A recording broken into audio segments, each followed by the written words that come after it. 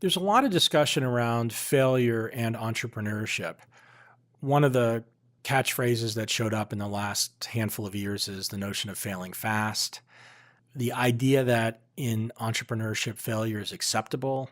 In some places, it's a badge of honor or rite of passage. Failure is an integral part of creating anything. Most successful companies have had many, many instances of things that failed on their path to success.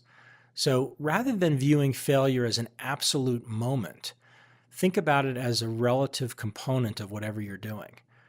Let's say your company fails. Well, that individual company might fail, but if you're an entrepreneur on a lifelong arc of entrepreneurship, it's just one company in the series of a number of companies that you're going to create over your life as an entrepreneur. I think the most important thing to get your mind around in the context of failure is not to be afraid of it.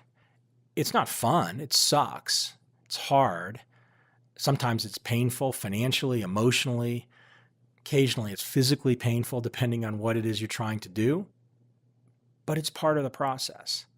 In the same way that in life, a cliche that I've heard and I think is important to link to failure is that life is a fatal disease. Or if you're a chemist, life is the process of continuous oxidation. Things are not static.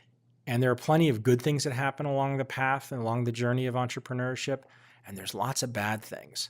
You have to be resilient. You have to understand that it's part of the process.